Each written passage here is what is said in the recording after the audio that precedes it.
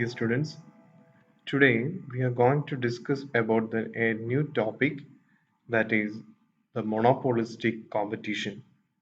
In the last class we discussed about the monopoly or price discrimination. And monopolistic competition means it is the mix of both the perfect competition and monopoly. When we analyze the features of both the perfect competitions and monopoly, we can see that these features are not in the practical world, or we cannot experience the features in the practical world.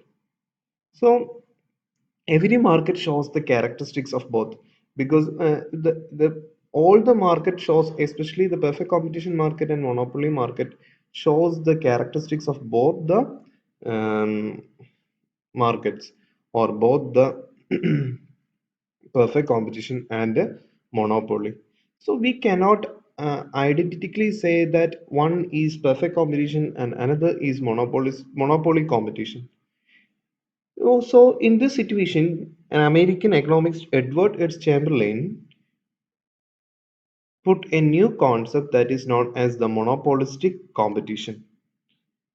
The definition of monopolistic competition is that it refers to a market situation in which there are many producers producing goods which are close substitute of one another, or where output is differentiated. ഇവിടെ പറയുന്നത് ഒരുപാട് producers എന്ത് ചെയ്യുന്നു, goods produce ചെയ്യുന്നു. ഇത് these are the close substitutes of each other, or the output is differentiated. അത് ഒന്നുകിൽ close substitutes ആകാം, അല്ലെങ്കിൽ ഔട്ട്പുട്ട് ഡിഫറൻഷിയേറ്റഡ് ആകാം. But it is a market situation where there are many producers producing different goods. The real example of this monopolistic competition is about our toothpaste. We know that many companies producing various paste, and these are close substitute of each other, but in some way it is differentiated. It is differentiated either in the way of packaging, either in the way of content, etc. Okay, so this is about the monopolistic competition. Once again, monopolistic competition is actually a mix of perfect competition and monopoly. And next is the various characteristics of monopolistic competition. The first characteristic is that we can see so many firms, or the existence of so many firms. So in actually, due to small, due to so many firms, each firm has a small part in the total market. So as they have only a small part of the total market, they have only limited influence over the price.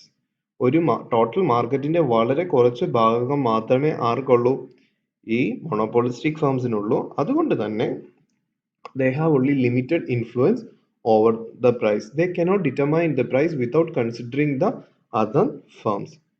And second one is then product differentiation. ഇവിടെ നേരത്തെ പേസ്റ്റിന്റെ കാര്യം പറഞ്ഞതുപോലെ they are different in some ways but not altogether so. ചില കാര്യങ്ങൾ അതിന്റെ packaging, അതിന്റെ content, അതിന്റെ കളറിന്റെ കാര്യത്തിൽ അവിടെ ഇവിടെയൊക്കെ ഒരു വ്യത്യാസമുണ്ട്, but not altogether so. Okay. Next is large number of buyers. So in the monopolistic competition market, we can see large number of buyers, and these buyers has his own brand preferences also. So due to this feature,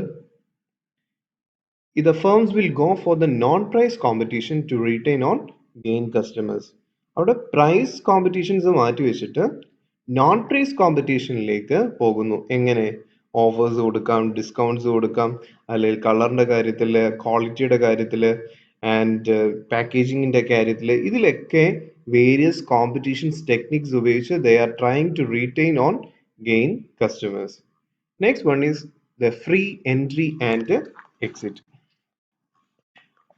As we already said that there are large number of buyers. When there is a when the firm earns the super profit in the market, the new firms will enter. And if there is unprofitable situation, the existing firms exit from the market. So the free entry and exit. And selling cost. As we already said that there are large number of buyers and they are in the non-price competition. So due to this non-price competition, there is selling cost in the monopolistic competition. Selling cost means the advertisements, publicity, salesmanship. These are the various examples of selling cost, and these are to retain and the gain customers. Okay, and next is non-price competition. Already said that the competition is mainly in the field of quality, color, packaging, designs. ഓരോ ഫേംസും ഓരോ രീതിയിൽ വ്യത്യസ്തരാകാനായിട്ട് ശ്രമിച്ചുകൊണ്ടേയിരിക്കും. Okay. Next one is imperfect knowledge. Actually, the monopolistic competition is only because of the imperfect knowledge. Because every products are same. I'm all actually we know the Pepsi, Cola, and other so many drinks, and we these all are same products. But due to this aggressive marketing strategy, makes some brands popular. Okay, otherwise all these products are equal. We can see we the another example is the soap.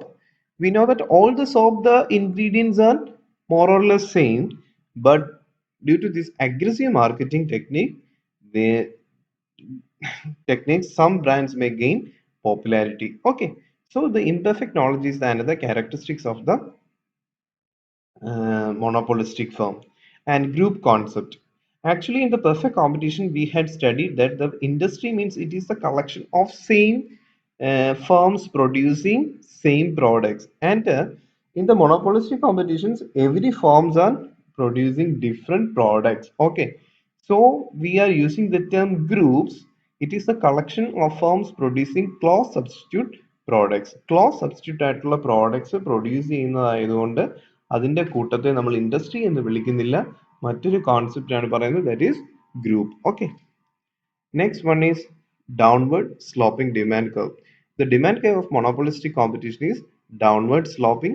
It is because it is a market between the perfect and monopoly, and the elasticity is more elastic than curve is elastic more than the perfect competitions, but not steep as monopoly. Okay, so these are the various characteristics of monopolistic competition. Okay, next one is the price determination under the monopolistic competition. How the price is determined in the monopolistic competitions. And the situation of monopolistic competition, as we said earlier, there are different firms, different varieties of products, and different prices. And the price of each product is based on the demand and the cost, and each firms determine their prices independently, and the firm will set the price and outputs. Again, the equilibrium conditions or the price or the equilibrium conditions is mainly depend on the MC is equal to MR principle. Okay.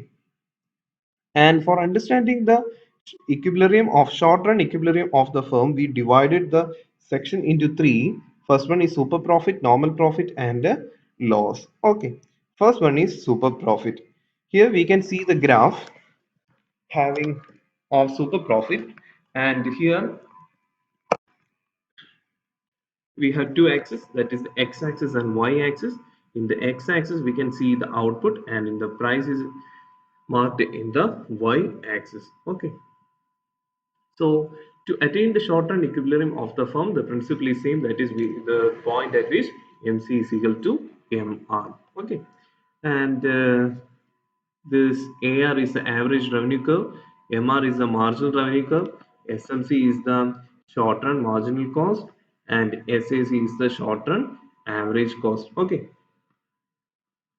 and this MR, that is the marginal revenue curve, and the SMC curve, that is the short run marginal cost, intersect at the point E. This is the equilibrium point because the MC cuts MR from the below, and MR intersects SMC at the point E. So this is the equilibrium point. Okay, and this OQ is the equilibrium output, and QP or QP1. Okay, once again, QP or this QP1 is the equilibrium price. Once again, that is the short run marginal കോസ്റ്റും MR കർവും തമ്മിൽ intersect ചെയ്തിരിക്കുന്ന point എന്ന് പറഞ്ഞാൽ E ആണ്.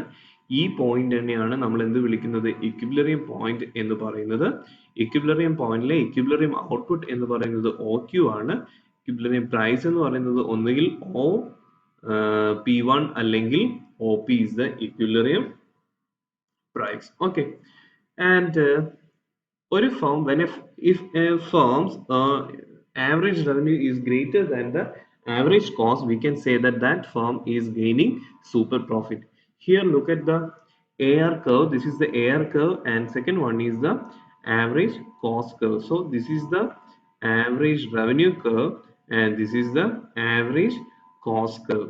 Actually at the equilibrium point, the average revenue curve is at the P and the average cost curve is at the E.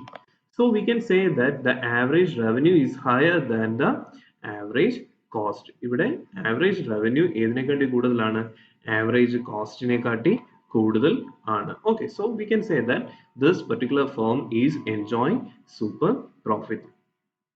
നമ്മൾ കഴിഞ്ഞതിൽ പഠിച്ചതിന്റെ കൂട്ട് തന്നെ this QP is the average revenue and QE is the average cost. എന്തുകൊണ്ടെന്ന് വെച്ചാൽ QP യിലാണ് average revenue curve cut ചെയ്ത് പോകുന്നത്, അതേപോലെ തന്നെ E യിലാണ് എന്ത് പറ്റുന്നത്, average cost curve കട്ട് ചെയ്ത് പോകുന്നത്.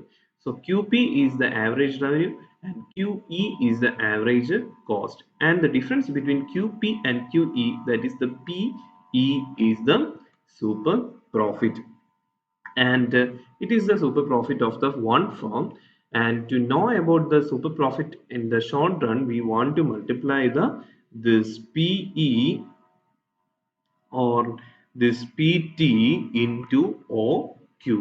So ഈ പറഞ്ഞ ഈ PT യും ഈ OQ യും തമ്മിൽ മൾട്ടിപ്ലൈ ചെയ്തപ്പോൾ നമുക്കൊരു ട്രയാങ്കിൾ കിട്ടി. ദിസ് ട്രയാങ്കിൾ, ഈ ട്രയാങ്കിൾ ആണ് ഏതെന്ന് പറയുന്നത്, it is the super normal profit of the firm. Okay, so P1, P1, P1, T1 or PE. This is the rectangle, and this is the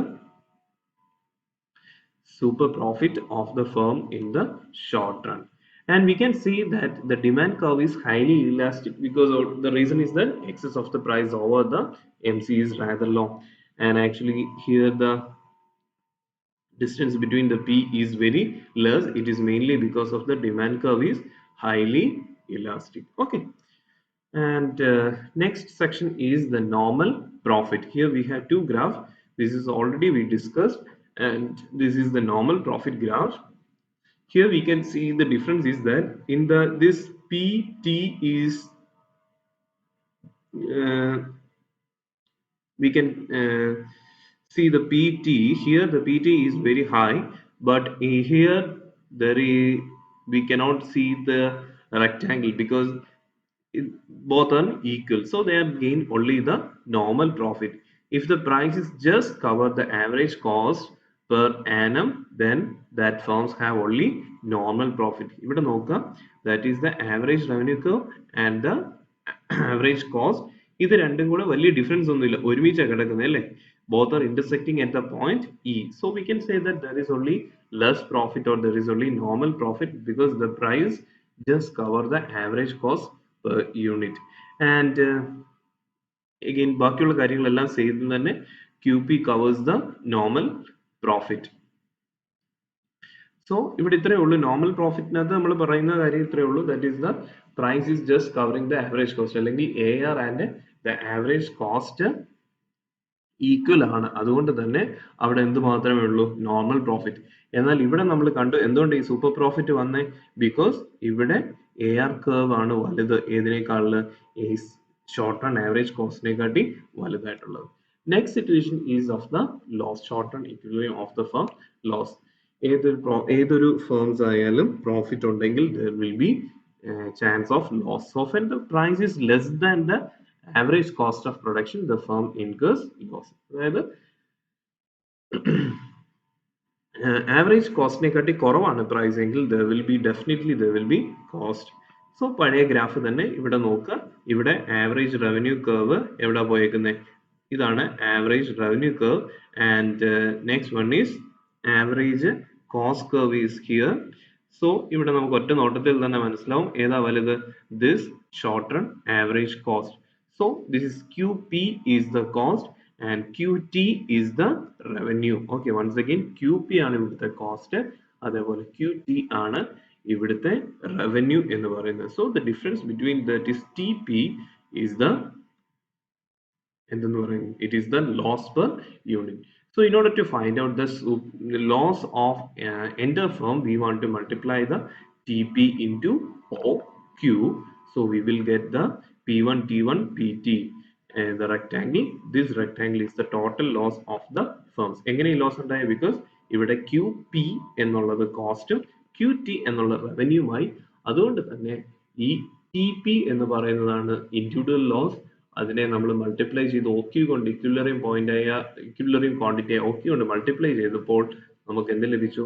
We got the total loss in the short run. So this is about the monopolistic competition. In the next class we will discuss the price and output determination in the long run. Thank you. So if you have any doubts, you can mail the doubts to my email, that is rightsuccessful@gmail.com.